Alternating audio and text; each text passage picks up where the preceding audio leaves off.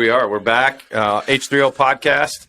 Quick open here. I am rejoined by my cohort, Mr. Jason here. Yeah, what was I doing last time? Like rotating my shoe trees or something? I don't know. He's putting together his Christmas list, I think, over here. So, trying to figure out if I've been naughty or nice. Right. And we are joined today by a fellow hunting enthusiast and owner, founder of Steep Kuntry Outdoors, Rich Bettencourt, who's up in Idaho, a little ways away from us, but we met kind of online through Instagram, and he's a Pnuma guy, so we're going to talk about all sorts of stuff. They have a awesome YouTube page, and they're doing some great things with what they're doing up there. So, Rich, thanks for joining us today. We appreciate it. How are you?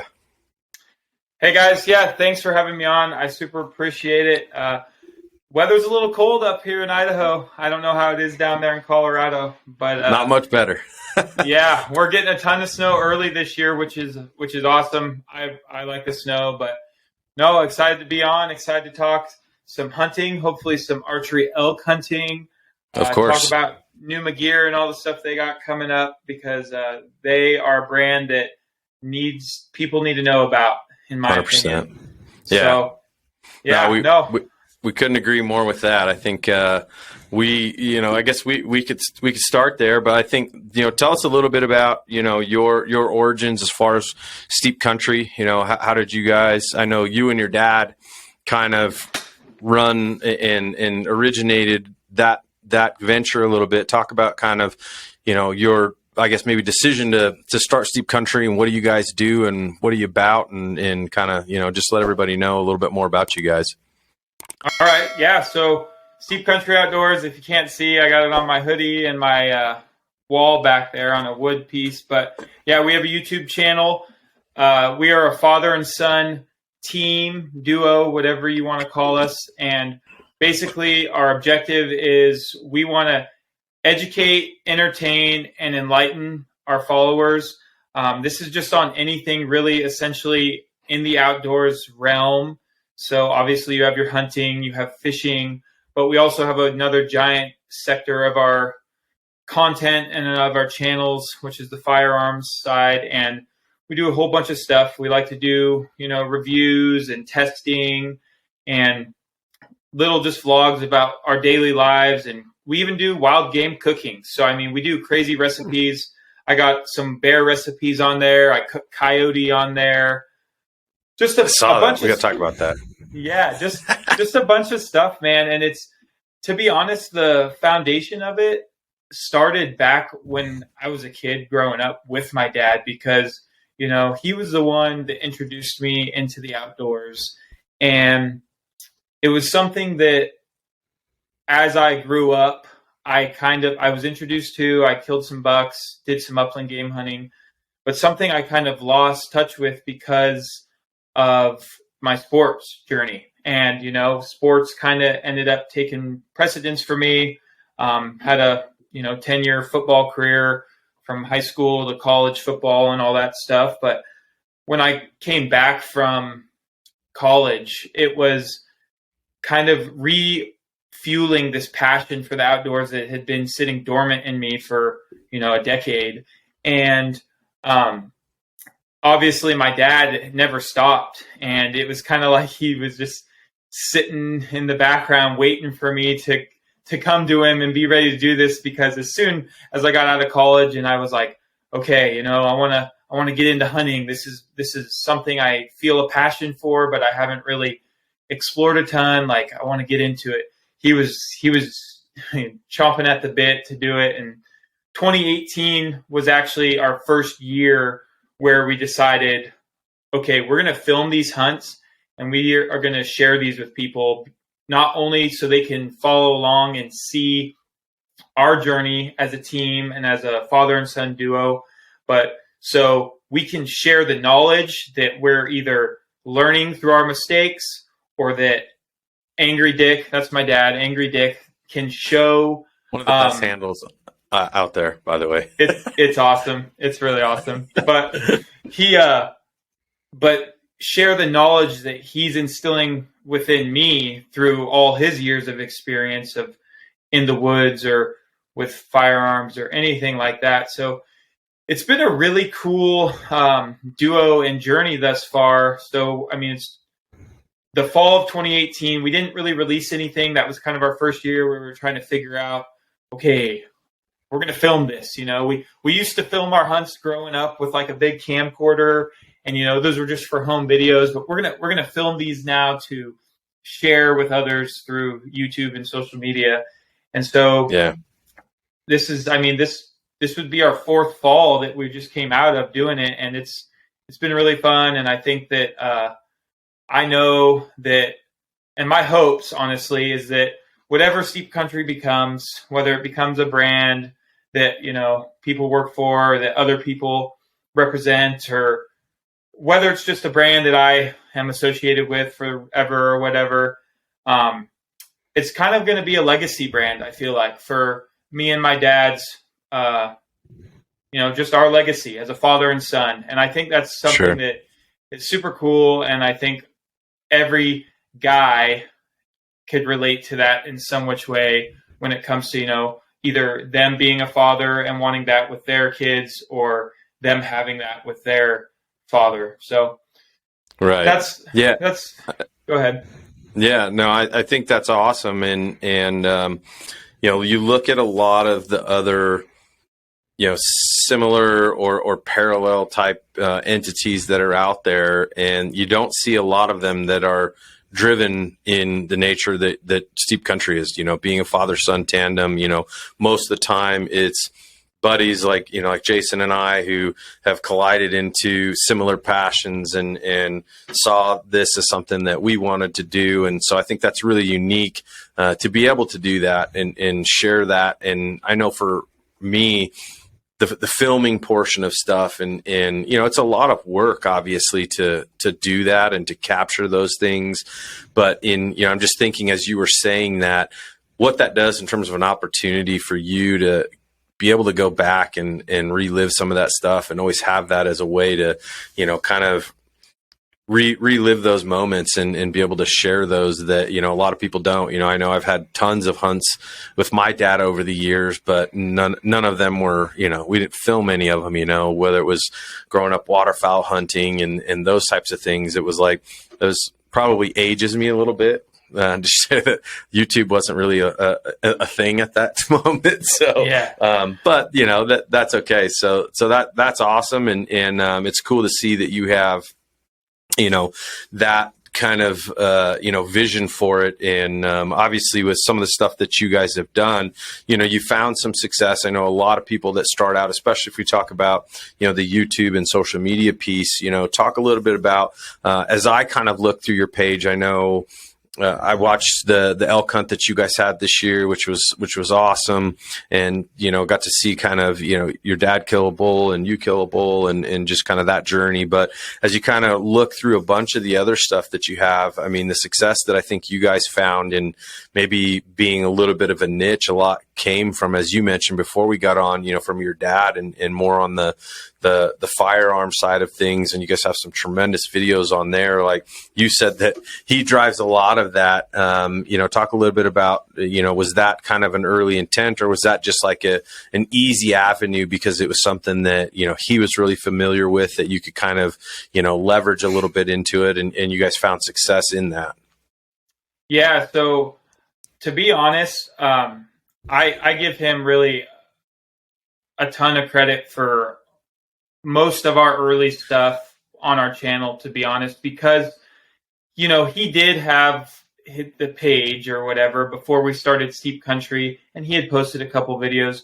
But the bigger picture is that everything that my dad does, or that is his passions, he's extremely knowledgeable in. And anybody, whether it's just me or, you know, John Smith or whoever talking to him, they always seem to come away and just be like, wow, you know what you're talking about.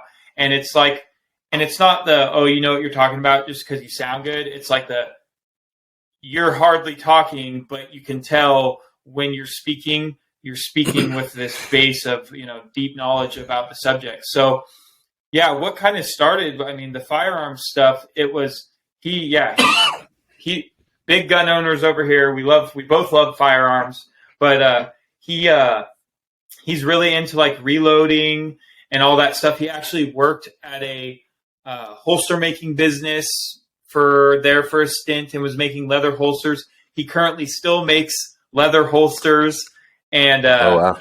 Yeah, no, Angry Dick holsters, believe it or not. I mean, who doesn't like a guy named Angry Dick playing with guns and shooting animals? Like, seriously.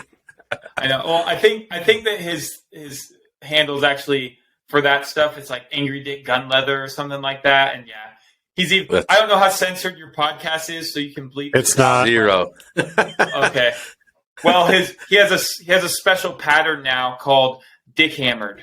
So he does. Oh, you can't. There it is, Angry Dick Gun Leather at Angry Dick Gun Leather on Instagram. We will share that link. There is a slang term underneath Angry Dick Gun Leather that pops up second. That is a certain type of a holster for a chicken. I'll let you figure that out. But wow. Angry Dick does come up number 1 on the Google results. So good for him. Awesome. Yeah, he figured out the algorithm. He really did, didn't he? But yeah, with the firearm content, that was heavily driven by him. And then I was able to introduce kind of hey, let's film this in a way that we can make a short video on YouTube and you can share this knowledge. Or I know you're not the only guy that has this question about different velocity testing or if you can load something up to this or whatever. So let me help you make this into a video and we can post it on our channel. And then it's out there. Whether it gets views or not, at least it's out there and you feel like you've shared some knowledge. Well, luckily, as you mentioned, we've had some good success with our firearm content. And it seems like every time we post a firearm video, those get a ton of traffic on them. So it's a really cool aspect and kind of like diversity we have, because the firearm industry is so much different than like the Western hunting industry, essentially. For sure. You know what I'm saying? So it's pretty cool. I'll tell you what, I'm a fan of the Hammer Dick.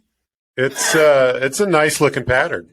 Did you see it? You checked it out. I'm looking at it on Instagram right now. I'm going to give him a follow, but the Dick Hammered stamp pattern is pretty. It's a good looking holster. What I thought. It is, they're gorgeous holsters he makes. They're all leather. He'll do custom trim on them, like ostrich or shark, or I think he's got even elephant. I mean, this is a serious plug right now for him, but it's pretty cool. That's all right. We need to do another one with Angry Dick. Yeah, right. There we go. Let's get him on. I love it. We'll talk about talking about gear. Our kind of paths merged a little bit, and I reached out to you cold because we've been with Pnuma now for a couple years, and obviously because of that, we've grown to meet a ton of people just through the connection of Pnuma.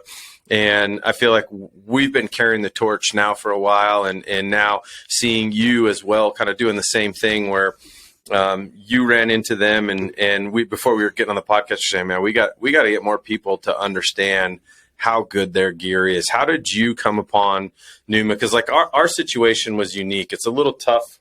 And if you've watched our podcast before, we talk about kind of differentiation in size. Like Jason's 6'8", and I'm not. I'm slouching a little bit. My chair's all the way at the bottom. Okay. Yeah. Okay. And all the rest of the guys that are in our hunting crew are all his stature. They're 6'5", they're 6'6", and so we run them big. Yeah. So I'm the other guy. And the biggest reason that we kind of ran into them was he obviously had a terrible time finding gear that fit, and until he found Pnuma and started seeing that they made a longer inseam pant that he could actually fit into, and the way that their sizing worked. And as we kind of got our hands on it, we're like, man, this is something that we need to explore. And so of course that's how kind of the relationship started. And, ever since then, with everything that they've come out with, we've just fallen in love with them, and we support the heck out of their gear. We're solely using all their stuff. Talk a little bit about how you kind of came upon Pnuma, and talk about, maybe we'll talk about like what your go-tos with their line is, because I know that we're getting ready to release some stuff about kind of all of our systems and how we do them. Cool. Yeah. So funny. The way I heard about Pnuma in the first place is actually, it's kind of crazy too. We were actually rifle mule deer hunting, and a friend of ours runs a big giant rifle elk camp up by where one of the spots we rifle mule deer hunt. And he lives up there for like 35 days. He just lives up there. He does the general deer season, and then they hunt elk. Well, they have this giant camp, and we just came down one day, and we're just checking in with them, sitting around BSing. And, as guys do, we were just talking about gear. And he goes, "Oh, I actually found this gear company like Puma or something. And I got some of their pants for dirt cheap. And they came with knee pads, and they even sent them in a dry bag." And I was like, "Really?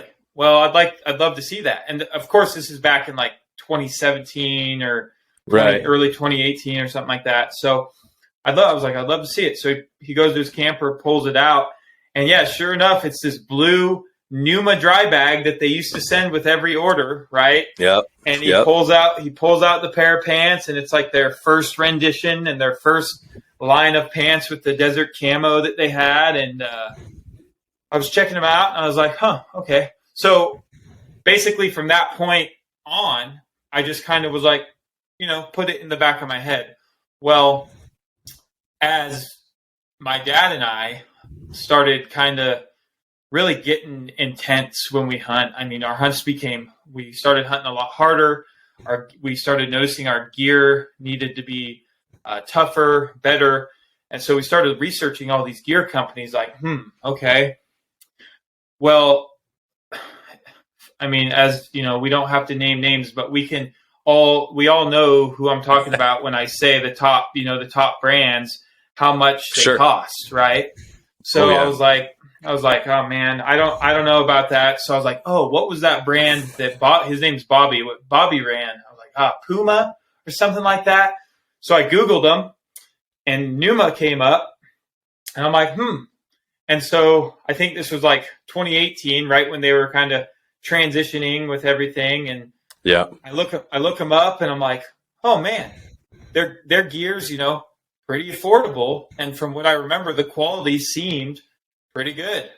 So I ordered some stuff and ran it, and was super, super impressed. And so basically from that point on, I was like, okay, I was like, this is a gear company that we need to actually invest in with like the people that run the company, and then also ourselves as Steep Kuntry. We need to like do something here. And of course, in the meantime, we had been running some other brands, trying some other stuff out, having some issues with the quality, trying to deal with customer service with those other companies, weren't really getting anywhere. And Pnuma, one of the pieces that I had, the first pieces, one of the merino or something started to have an issue. So I just called them and told them what was going on. And they're like, "Oh yeah, we'll send you a new one. What's your address?" And I was like, "What?" Yeah. So it was just, who does that? Yeah, exactly. Right. So it was just, I was very impressed overall with customer service, quality of gear, everything like that from Pnuma. And then obviously going into this last 2022 fall, they had some things shift around. We got in touch with the people that are now running their brand, and we're now going exclusive with Pnuma. And with everything that we've had this far, so far this year, been extremely impressed.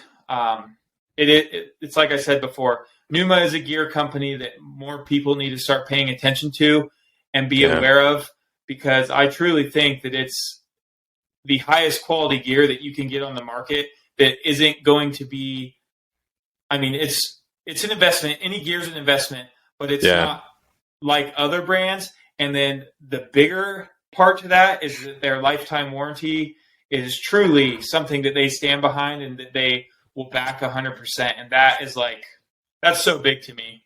Yeah. Those are the things for us too, where we just, as we've gotten to, explore more of the things that they make, the different lines and different, whether it's early season, mid season, late season stuff, their merino, whatever that might be. Even like, we've utilized their heated core stuff.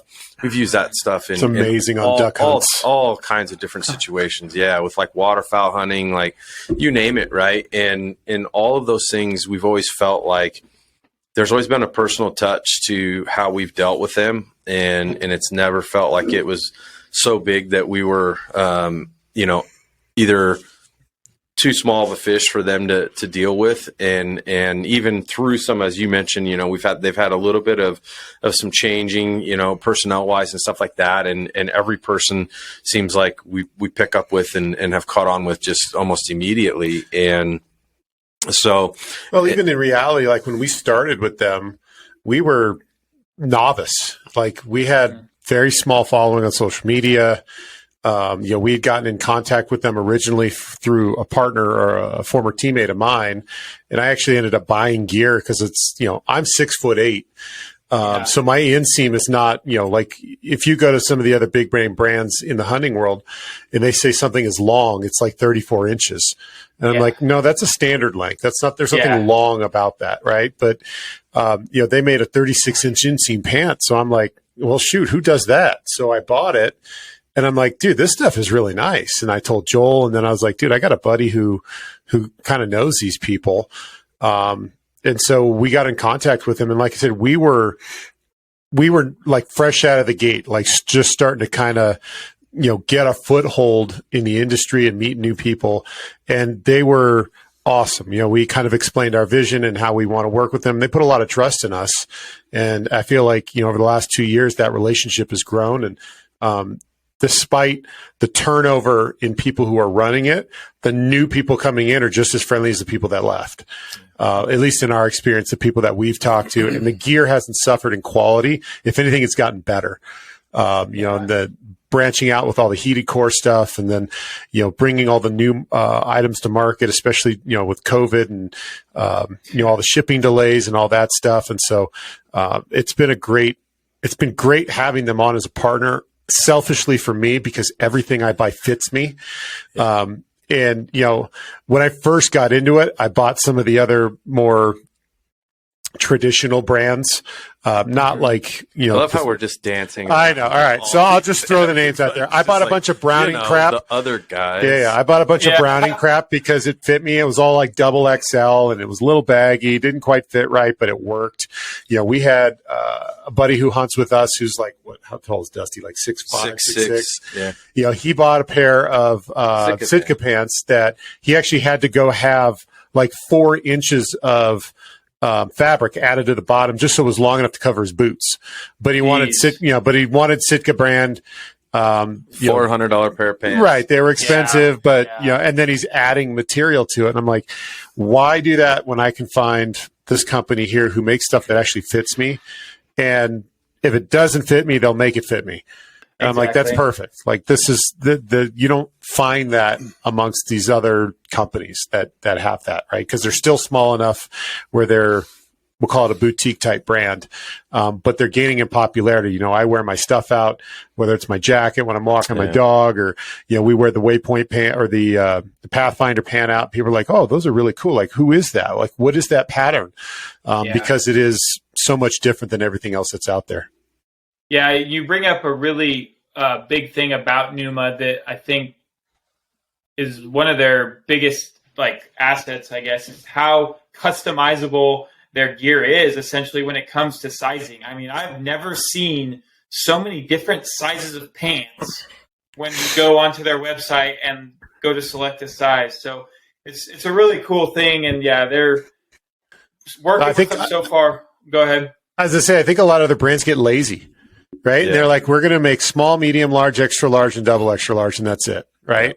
Whereas Pnuma's like, we're going to do 32, 32, 32, 34, 32, 36.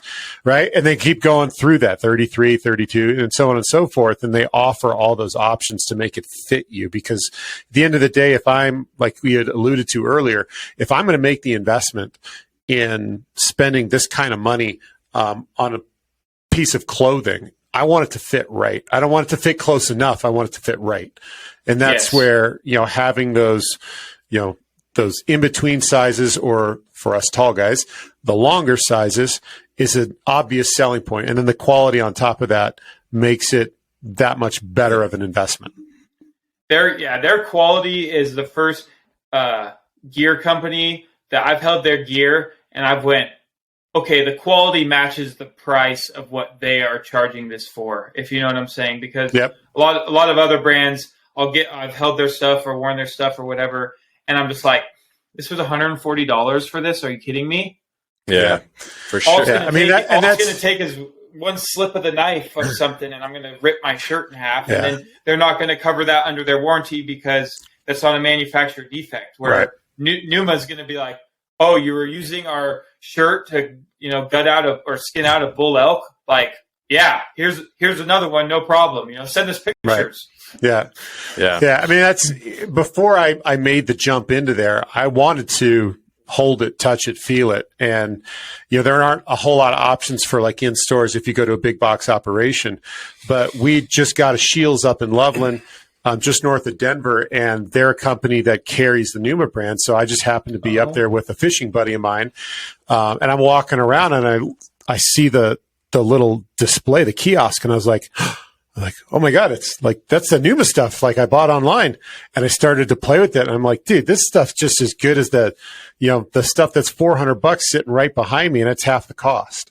Exactly. It was a no-brainer at that point that I was sold. Because I mean, at the end of the day too, like, you're spending a lot of money. You want to be able to touch it, feel it, hold it, try it on, whatever it might be. It's a lot easier to do when you have a larger footprint.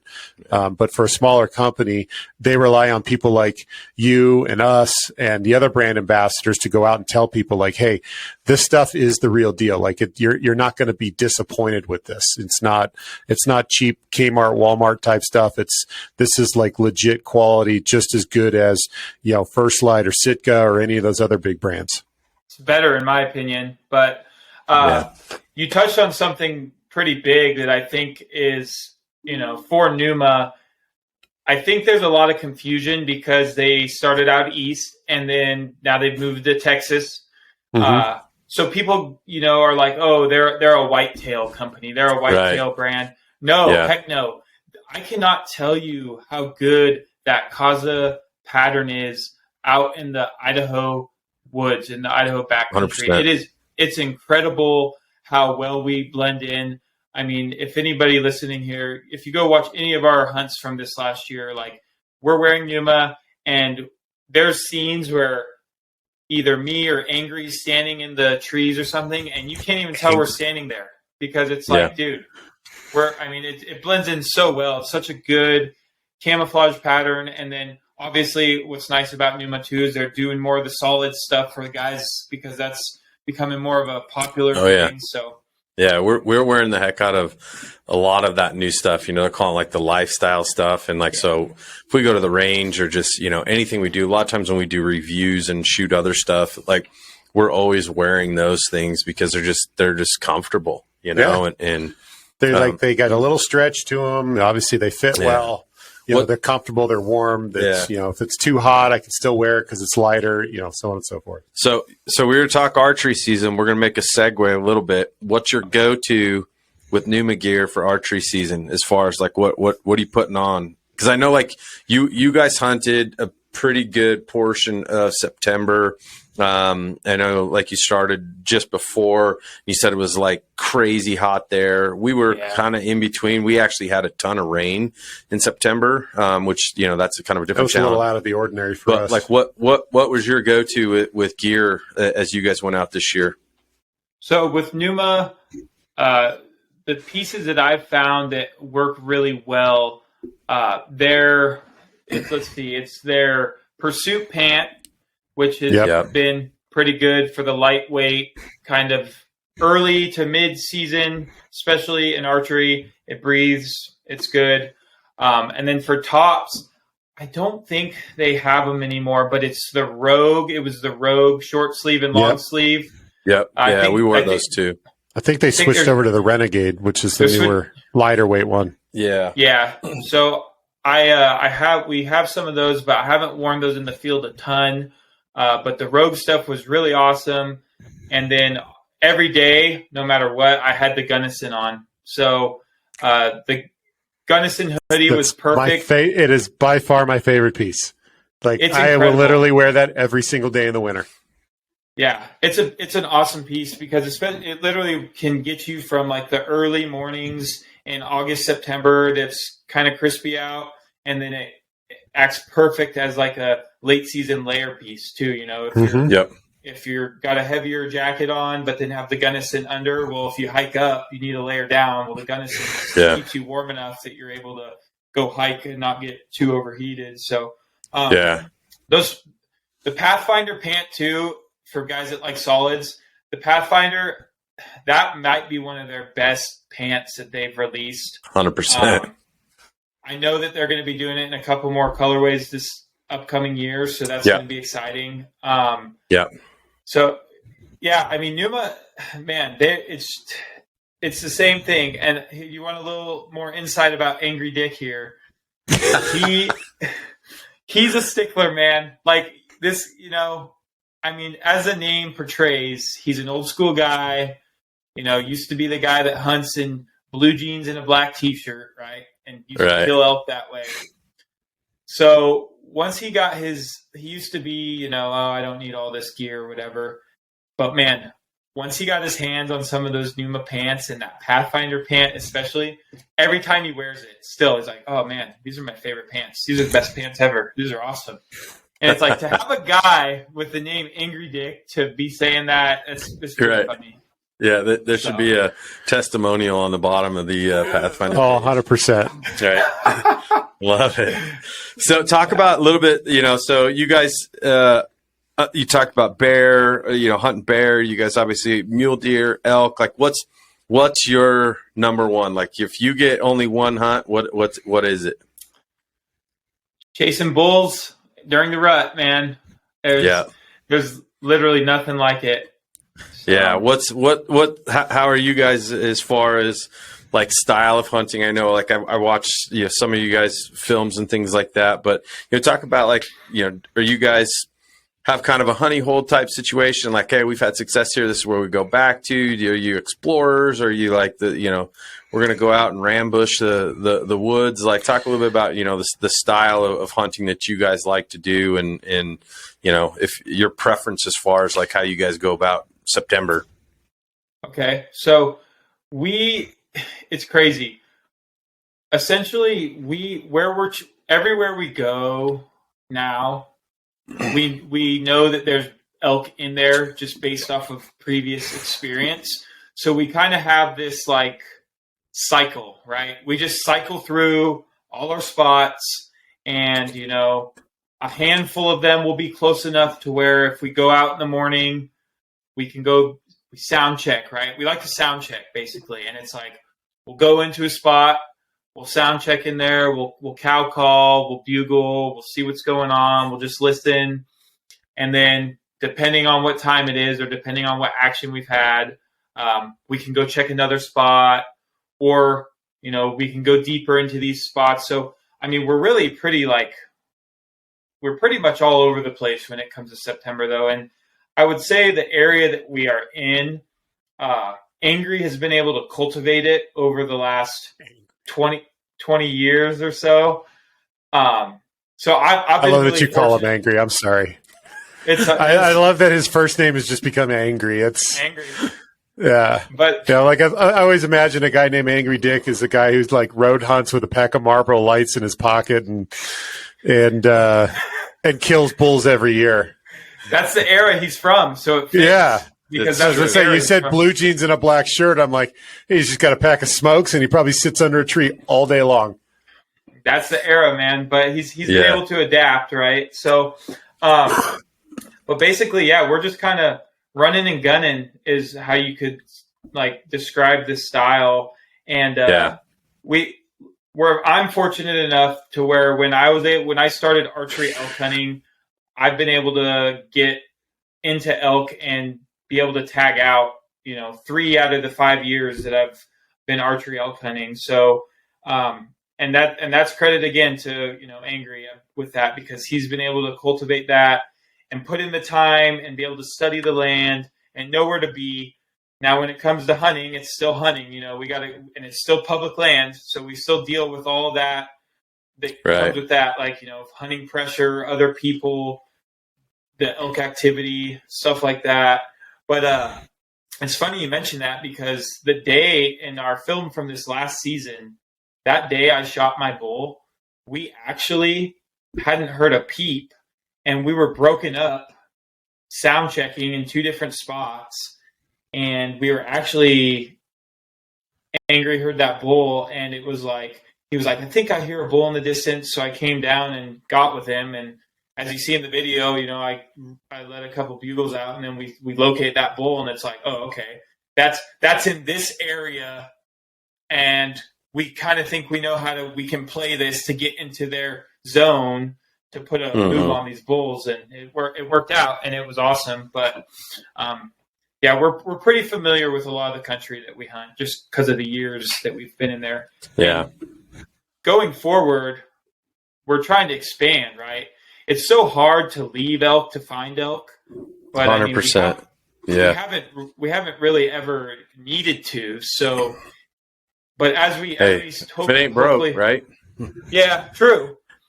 But it's kind of one of those things where you're like, well, man, I'd like to go hunt other states, right, and go see if our knowledge and our skills can be proven in other states and elk hunt elsewhere. So yeah, maybe we can do a spot swap. You tell us where you hunt, we'll come to Idaho, and we'll tell you where we hunt. You come to Colorado, and we'll see how we do. Heck yeah. Hey, man, non-resident tags are already sold out, unless you got one. We do not. No, we're out. Yeah. We live in the land of just we'll do this next year. It's a Walmart checkout here. All you got to do is show up here, and you can just grab a tag and go. So that's awesome though. Well, it is and it isn't, right? Like we've talked a lot about those types of things, and I think for us, we've had some conversations with some other friends of ours. One who's right in your backyard. I don't know if you know Garrett and Justin from Top Priority. They're right in your neighborhood. Top Priority Hunting. Those guys. Garrett lived here in Denver for a while, and we kind of became friends and got an opportunity to kind of get to know each other and learn more about those guys. Garrett's now moved back to Boise, and but those guys do some awesome things, and we kind of talked about the similarities. It was really interesting, especially coming from him growing up in that same neighborhood as you did, and then coming here and hearing him kind of like give his perspective on some of that stuff, right? Which is like, man, things are just like crazy here. How how like public land and the tags and everything like operate here. And I know that there's always pressure, right? But like talk about. I was going to ask one question, because I know you played football at Wyoming. You've never hunted Wyoming? No. Go Pokes, by the way, but no, I never. Maybe we could just meet up. Like you drive south, we drive north. We'll meet somewhere in the middle, right? Which is Wyoming or Montana, and find. That's a little more east for him. A little more, yeah. But maybe we meet in Wyoming and just go find some bulls. We could do that. I would love to. I got resources in Wyoming, because where I may not have ever hunted in Wyoming, I met plenty of guys that have killed some very nice elk, and I've been stacking up my points. So there you go. That's something that hopefully within the next couple of years, me and my dad will both get the opportunity to go out there and meet up with whoever and hopefully go hunt some elk in Wyoming. Now how do you feel about grizzly bears? Like, how do I feel about them as animals, or how do I feel about them as in my hunting area? In your hunting area, most specifically, because I know there's a big hang up for me on being hunted and not the hunter. That's the one time where I think I will not really care if someone sees where I shot a bull. I want as many people at that carcass with me as possible to get all the meat out as possible. Hey, just tell him Angry Dick's with you. That grizzly bear will run away. Like, dude, you know who this is? This is Angry Dick. You gotta see that handlebar mustache too. Yeah. That thing's a force. And he's got the Angry 40 caliber load that he's crafted and formulated for his handgun. So you tell the grizzly bear, Angry Dick has the Angry 40. Watch out. That's right. That's amazing. Don't let them skin that smoke wagon. Yeah, no kidding, right? That's awesome. That's unfortunate, right? I was hoping you'd have some Wyoming stories, but yeah, and I think that as we talked before we got on, kind of historically, where I spent almost 10 years in the college setting as a strength and conditioning coach. You obviously played football at Wyoming, and so you understand, and you went through the rigmarole of that. Like, guess what? How much hunting time is available to a college athlete, and when you stack in school and all the other things that you're involved with practice and in season and off season and preseason and summer and whatever, it's like you as you mentioned, right? Like that gets put away for a long time. And Jason has similar experiences, obviously, with baseball, and it's unfortunate because you lost those years. And I know we always talk about, like, there's only so many Septembers coming, and so every year they become super special because, I had a friend, Barnesy, text me the other day, and he's like, 9 months until September. And I'm like, yeah, I know. Yeah. I'm watching. What years were you at Wyoming? So I don't want to like age you here, but no, you're good. You're totally good. My first semester at Wyoming was in January of 2014, and I graduated in December of 2017 because Wyoming had me come out early to start training with the team and stuff. Sure. And so was Trent Greener your strength coach? No. Oh, wait. He had just left because he was with the Christensen staff. Okay. Yeah. Then so your head coach was Craig Bowl? Correct. Yeah. So Dave Christensen actually recruited me, and then Dave Christensen and them left Wyoming after that season, and then Coach Bowl and his staff came in and they honored my scholarship and everything and allowed me to still come in early and start training. So was Malcolm Floyd in there when you were there? No. All right. He must have been. When I started dating my wife, she's a big Chargers fan, and Malcolm was a special teams player and then ended up being a receiver for the Chargers. I was going to look up the years, but I figured I'd just ask you. But he was a Wyoming guy. Yeah. So I always remember him getting announced as being from Wyoming. I'm like, this is before I moved to Colorado, and I was like, Wyoming, like they play football up there? Oh yeah. And I always remember him being a Wyoming guy. And then so you would have been were you pre Josh Allen, or was he there tail end? There it is.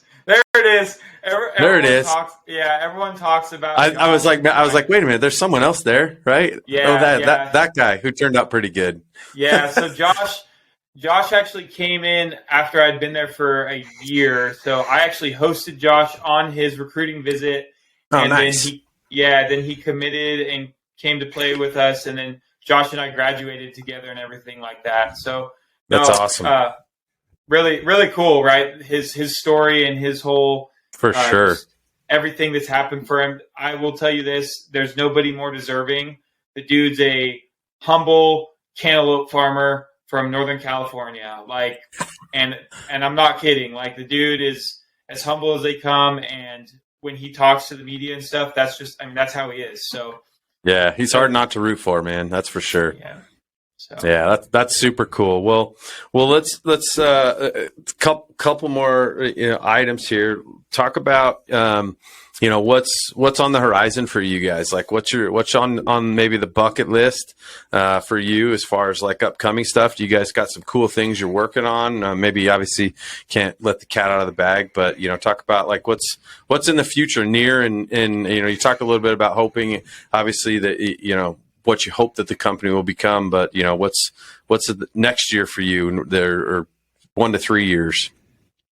Yeah. So, I mean, the thing with Steep Kuntry, it was just a passion project to start out with. And then obviously the more we put ourselves out there and posted and stuff like that, it's grown into something that has allowed us to have cool opportunities and work with brands and companies that believe in what we believe and that we align with on many different levels. So honestly, we continue to hope to do that. We hope to get out there more, not just through social media and stuff, but actually physically in person, and meet people such as yourselves, or people that follow us, or people that are like us, and whether we're collaborating with them or just having a conversation offline or on a podcast, anything like that, just because I think it's super powerful when you can get a bunch of people that have a like mindset and, truly build something based off of that. And, not only help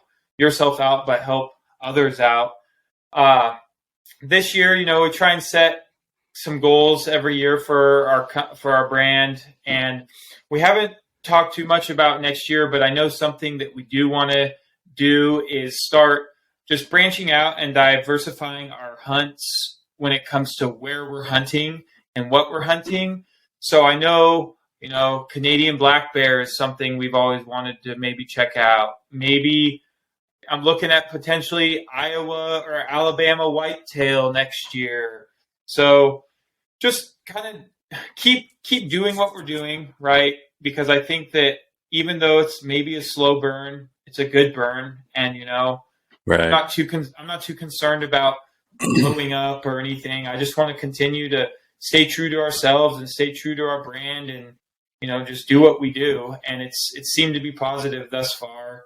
And then obviously, as we diversify what we're doing in our content and stuff like that, that's going to bring different opportunities, bring different viewers in, and everything like that. So I'm pretty excited. Obviously, I mean, this 2022 year has been incredible for us, when we really didn't have any expectations but to hopefully film some kill shots for our YouTube videos.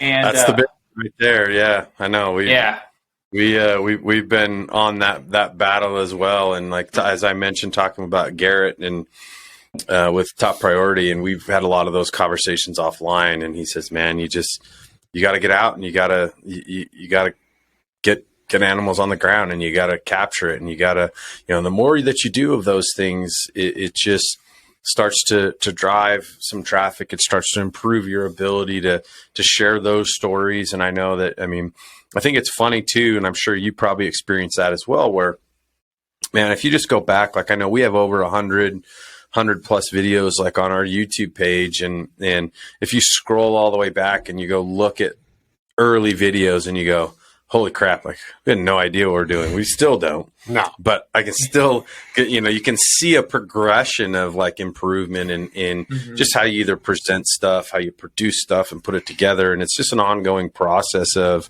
everything. And there's parallels in that, as you said, even as a company, where you learn, you evolve, and you mentioned it, where it's you just want to be kind of true to what you want to do. And if you do that, and you're not trying to put it out there in a light that's not something or that doesn't represent actually who you are, then your success will be very short-lived anyway, right? And I've always kind of felt that way, where we kind of go about things and we move at a glacial pace with a lot of stuff, it seems like. But at the end of the day, our ideas are this big, and we try and figure out what can we do now? What can we do today? The things that we're doing right now, I know we've been posting a lot recently about our event stuff that we're doing next year with the guys from Western Hunt Fest. And that's super exciting, because it aligns so well with, our vision of what we wanted to do, and not try and imitate or be anything that we're not, because I think that what we've felt is there's a niche for, my background and his as well, into building what, has become, that logo and what we want to be able to accomplish. So that's awesome. We would love, obviously, and we're similar. We talk about, what do we want to do? And that's been something we've talked about now for probably a year and a half, which is, it's great. And it's really, I think it's actually a challenge, where you get so accustomed to hey, this is our hunt this year. And as we continue to meet more people, we keep saying we want to go hunt with other people, and to have and share experiences and expand where you hunt and who you hunt with, because it's so enlightening to get around other like-minded people and to get an opportunity to maybe go to new places and hunt with new people. I think is something that really holds near and dear to us. That's our one of our targets for sure too. Yeah, that's awesome. I mean, we're talking about it, but staying authentic, man, it's the biggest thing, and it's something that, I've thought about to myself. It's like, man, yeah, if you want, I think there's a saying, right? Like, if you want to go fast, go alone. But if you want to go far, build a team under you or whatever. And it's stuff like that. It's like, yeah, it's me and my dad working on this stuff right now. We're moving at a slower pace, but that's not bothering me. I mean, we're our fourth fall essentially into this, and we've had such cool opportunities already. And I'm doing podcasts like this, going out to things like this Western Hunt Fest, or going out to bow shoots, or going to the Western Hunt Expo, stuff like that. Like you get so many opportunities that you wouldn't even have dreamed of having had you've just, been trying to sit there and try and figure out the next best thing to do. But it's like, just go out, talk to people, stay true to yourself, stay true to your brand. And the doors will open. Yeah. Well, especially in this industry too, right? Like, I think that's when we first started this, we were shocked at how welcoming and how front everybody was with just, divulging information, creating relationships, inviting us on a podcast, showing us tips and tricks, like, offering us discounts on products and things like that. I'm like, the industries that we come out of, they don't do that. They sit there and sling mud at each other and talk down and, try and put themselves above others. But this industry has been the complete opposite of that. And it's been, I think it's been very nice from our standpoint to finally be in an atmosphere where we feel like, everybody's welcome. And I think that's been one of our, saving graces, if you will, is that, people like yourself and all these other industry partners, whether it's Pnuma or whoever it might be, they've just been all like, yeah, come into our world. Like, hey, let's show you everything that we're doing and where it's going. And, oh, you've got a product, or, hey, you want to go on a hunt, like all of that stuff is just not what we're accustomed to. And I think it's been an amazing process for us to be involved in this and this journey. And it keeps getting better every year that we're in it. Yeah. Heck yeah, I agree with you 100%. And it's one of those things that you would never know about unless you ask. So you just got to be, have the courage to just ask. I mean, I literally remember the first Western Hunt Expo I went to, and we had just filmed like our first archery elk hunts on our iPhones, right? And it was just like, I walked around booth to booth, just talking to companies about who they are, what they do. And then I just casually mentioned, oh, I have a little YouTube channel and we use your stuff, or we've used your stuff, and it'd be cool to, rep it more or whatever. And it's just like the contacts I made through just doing that for a day was pretty cool. And you touch on, the whole being authentic and staying true to yourself. Like, I haven't said it, but Steep Kuntry is spelled different. If nobody's noticed that yet, it's with, Kuntry.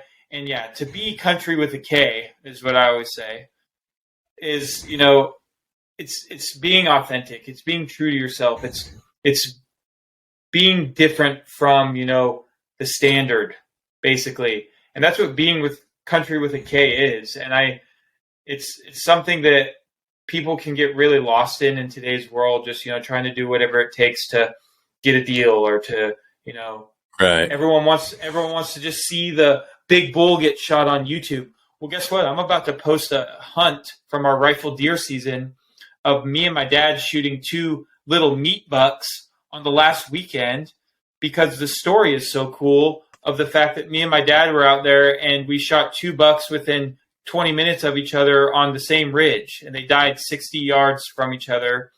And it's just the story and the camaraderie of another hunt, another successful hunt between me and my father that we'll have forever, that built us up together. So 100%.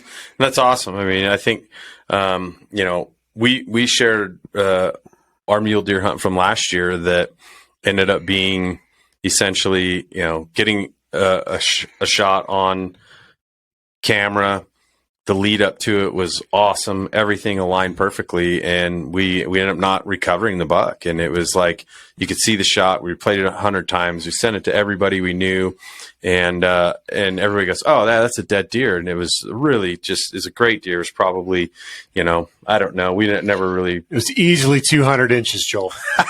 Easily, of course, had to be right. But we have him on film. You can see he's a tall buck. He's pretty wide, and we're like, man, that would have been a great buck. And you see these visions of all those films, like you said, of it's the finality of like, hey, check it out, like we're successful and high fiving. And we were like, we shared that film because that's the reality for so many people at some point, right? Where those things happen and it sucks. And like, we had so many people go like, man, we actually appreciated that you showed that, because that's never really the ending that most people see. And we're like, we're going to put that out there, and we didn't get really any criticism at all, from people. No. They were like, man, it's nice More compliments nice than to see else. I'm not the only one, so yeah, that's just the reality of hunting right there, especially archery hunting. I mean, right.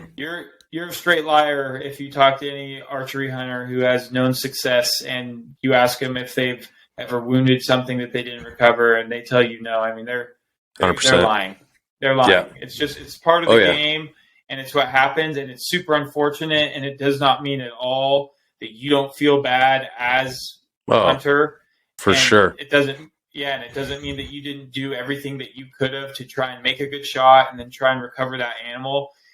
They're tough. Animals are really tough. I mean, that's why they say, like, for elk hunting, only 10% of the elk hunters killed 90% of the elk.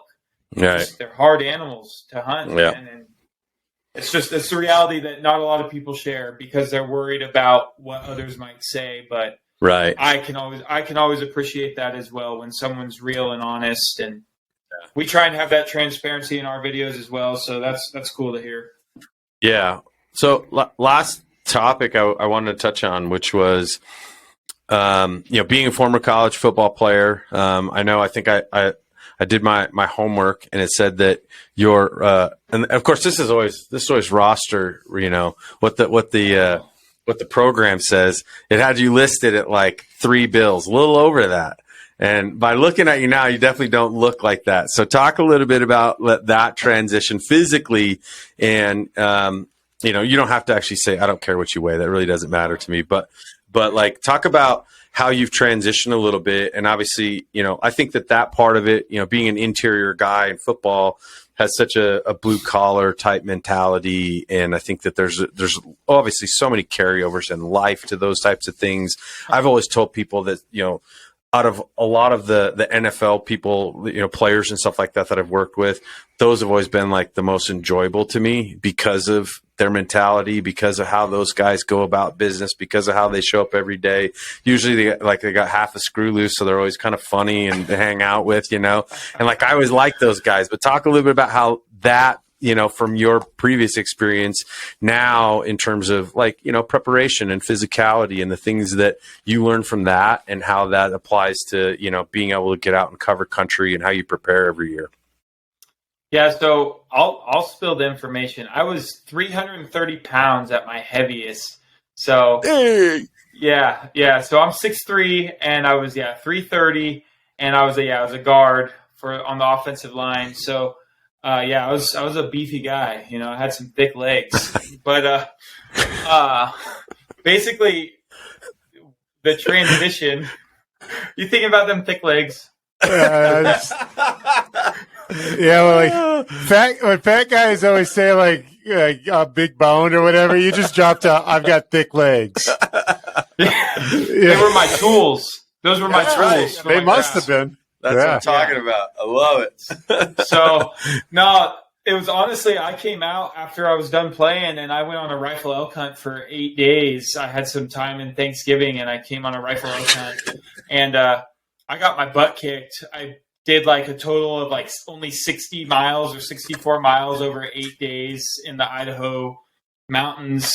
And it got to the point where towards like day 7, day 8, I hardly wanted to get off the 4-wheeler trail and like hike downhill because my body was just my body was just so beat up, and I was just so lethargic, and just I was unmotivated and all these things because I was like I wasn't equipped, and I wasn't prepared to be a mountain hunter, or a mountain athlete, quote unquote. So it was from that point moving forward, I told myself, I'm not going to step back into the mountains until I'm actually physically prepared to do so.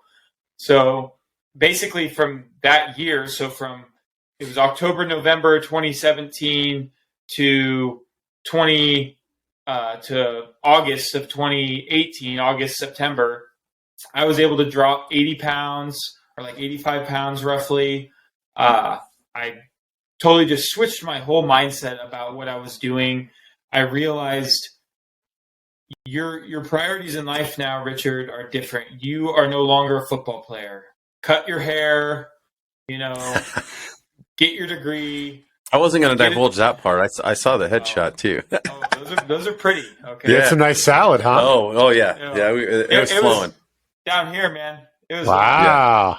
Yeah, he was all in. I love it. So it was conditioner and everything, huh? Mane and tail. So no, it was just a total switch and flip of mindset just about my life. I just had to change my life essentially and what I was doing and the direction. And I realized, I needed a passion to fuel that motivation to stay disciplined, to be able to do that stuff. So that's when I decided, okay, well, I'm going to be a mountain athlete now.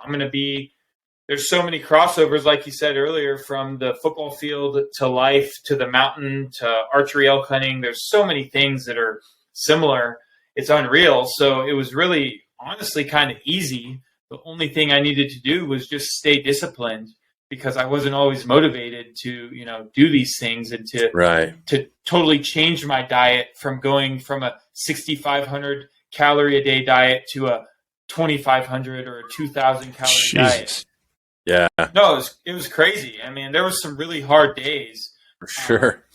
But as the train got rolling and as the ball got moving, I started seeing a ton of results.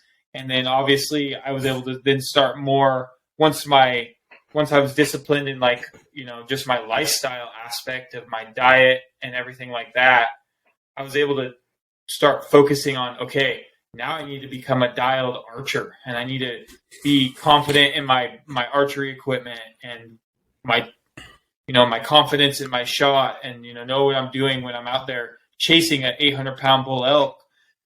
So I'm really thankful. I mean, college football is a beast of its own, as you guys probably know. You've been in that strength and conditioning world, but it really does gear you to have this mindset of, pushing through basically anything and knowing that there is going to be something positive once you get to the top of that mountain or the top, or get through your training season and you get into your playing season if you're in football. So I'm really thankful for that. And then obviously being an interior offensive lineman, I mean, you got to be, if you're an offensive lineman, you're some of the most selfless guys ever, I feel like. 100%. Because you get zero credit for anything. Mm-hmm. And basically, if you're not doing your job or you're doing bad at your job, everyone blames you. And then when you're doing good at your job, the running backs or the quarterbacks are getting all the credit. So yeah, you got it. So I'll give you credit because you wore number 69. So nobody, you can't get angry at a dude wearing the number 69. I'm sorry. With long hair. Yeah, long hair, thick legs. The sunshine hair is I pulled up a couple of pictures of you. He's cyber stalking. I am. I'm doing a little Google stalking on here. The sledgehammer pose. Hell yeah. Oh, man. That's the high school days right there. That's it. Yeah, that's awesome. Dick dropping the hammer. Dick hammered. That's it. That should be the logo right there. It's you holding the sledgehammer, Dick hammered. You're right.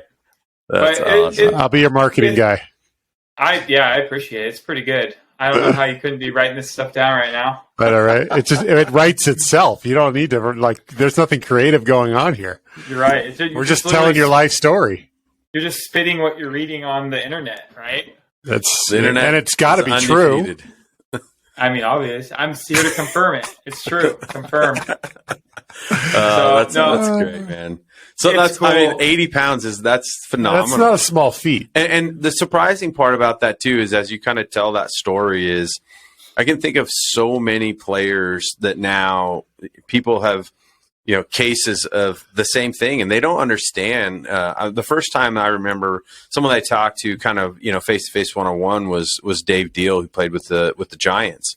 He was on their Super Bowl teams. And I remember him telling me what he did to maintain his weight. And a lot of people don't even realize, like in the NFL, those guys have to maintain, they're given a slot of weight that they have to maintain. And he would talk about like setting his alarm at 2:00 in the morning just to like hammer down a 1,000-calorie shake in the middle of the night. Because if he didn't, he'd lose weight. If he showed up to practice and he was too light, he's going to get fined. And like, people don't realize that those bodies they're not normal. And to maintain that is always, this borderline of like, where's performance and health sit, especially with a lot of those guys. And it's why you see so many of them after they get out of football that end up losing 50 and 60. And in your case, like that's like a fourth grader. Yeah, no, it seriously is that I want to get down to 230 or 235. So that's even another additional 20 pounds or 20, pounds. Yeah. And I feel like that would be my like lightest I'd probably want to be, because I mean, big guys usually, I mean, our bone structure, big boned, whatever. I mean, we do have a big legs, thick legs, thick legs. Sorry. Yeah. Yeah. So we'll see, but my biggest thing when it came to my training regimen and just what I wanted to do is it's stuck in me with how I felt on day 7 and 8 of that rifle elk hunt. So my biggest thing was like, I never want to feel like that again. And I want to feel as fresh or as close to as fresh as possible if I, on day 7, day 8, day 9 of an elk hunt, because generally we're doing a 12 to 15 day in a row stint where we're hunting elk in September. And generally in September, we're doing a ton more hiking when it comes to chasing elk. Like we're doing, 9 to 12 mile days easily in steep country. And it's like, it's not easy, So my biggest thing was endurance. And that's kind of just how I focused my training. And it really, I hate running, man. I still hate running, but I run at least 3 miles every day. It's crazy. I force myself because I'm disciplined enough in what I'm doing, and I know my goals and what it takes to where it keeps me disciplined enough to continue to do them. I mean, literally, I'm thinking about signing up for a half a marathon this spring, and if you would have asked me in 2018, 2019, don't do it, dude.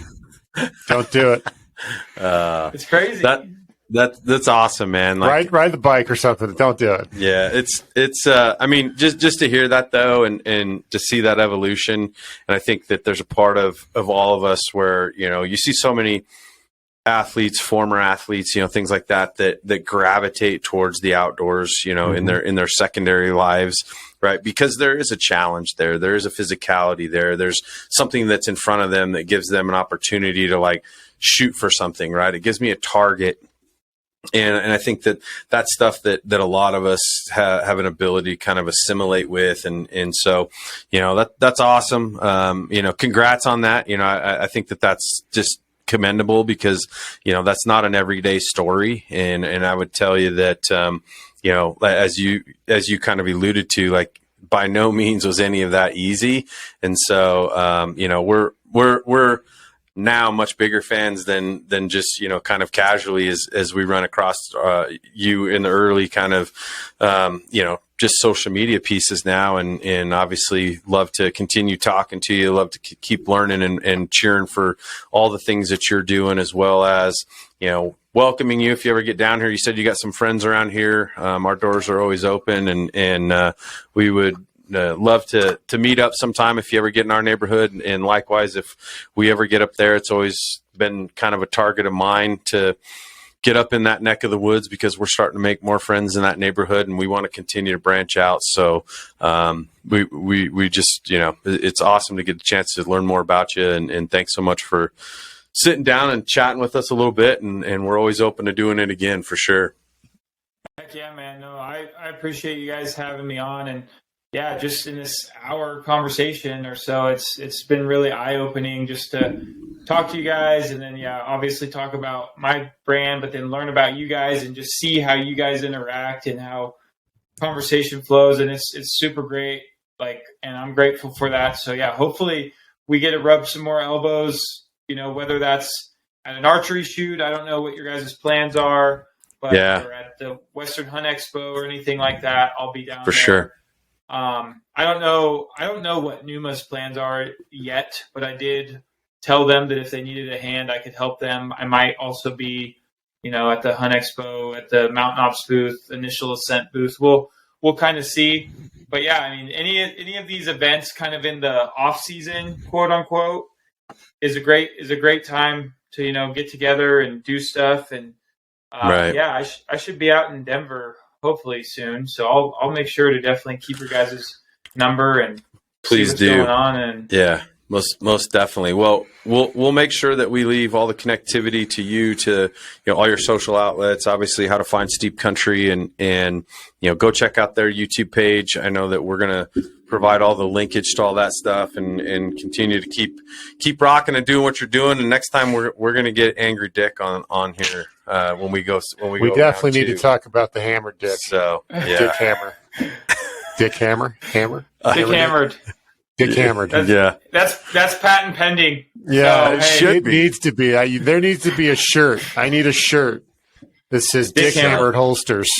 We used to have Angry Dick shirts, actually. We did used to make Angry Dick shirts, and it's literally, if you look up his Facebook profile photo, it's like a black and white cartoon image of his face, and the shirts just said Angry Dick with his face on them. They were epic. I'm gonna need those to go back into production, please. I've always wished that I was that cool, and it was never in the cards. So that's good stuff, man. Well, we appreciate it. You guys make sure to go check out Steep Kuntry Outdoors.